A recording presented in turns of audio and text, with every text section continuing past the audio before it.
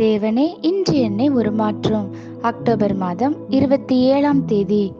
தேவனே, என்னை காத்தருளும். 1 நாளாகமம் 4:10.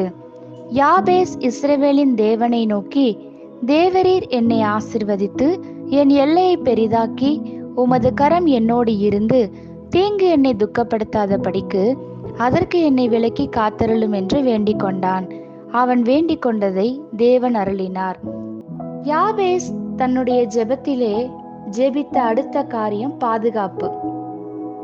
பாதுகாப்பு என்பது தேவனுக்கு நம்முடைய வாழ்வின் சகல உரிமையையும் வழங்கிய பின்னர் தேவன் தம்மேல் தாமே சுமத்தி கொள்ளும் சிறப்பான பொறுப்பு.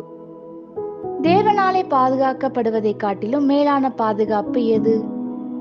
தேவன் இரவும் பகலும் தம்முடைய பிள்ளைகளை காத்து கொள்ளும் பொறுப்பை தாமே எடுத்துக்கொள்கிறார்.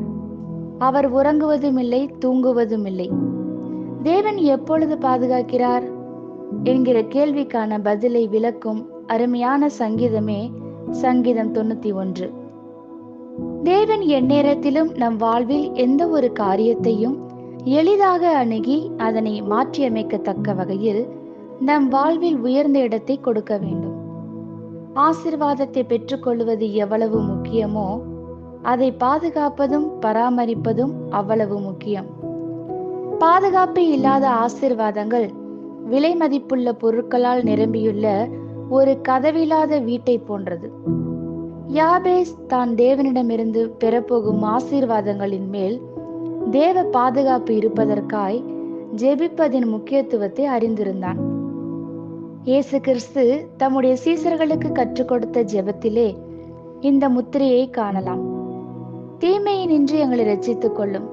எதையுமே சுலபமாய் எடுத்துக்கொள்ளாதீர்கள். நேற்று வரை எல்லாம் இயல்பாய் இருந்ததினால் இன்றும் இயல்பாய் இருந்தாக வேண்டும் என்ற அவசியமில்லை. தேவ பாதுகாப்பே அதை காத்து வருகிறது. உங்களுடைய பாதுகாப்பிற்காகவும் நீங்கள் நேசிக்கிறவர்களுடைய மற்றும் தேவன் உங்களுக்கு கொடுத்துள்ள யாவற்றின் பாதுகாப்பிற்காகவும் ஜெபியுங்கள்.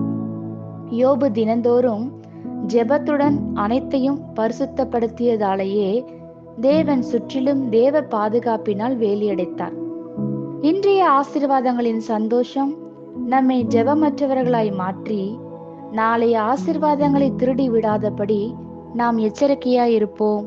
ஆமேன். இந்த வார்த்தைகளினால் நீங்கள் ஆசீர்வதிக்கப்பட்டீர்கள் என்று நாங்கள் நம்புகிறோம்.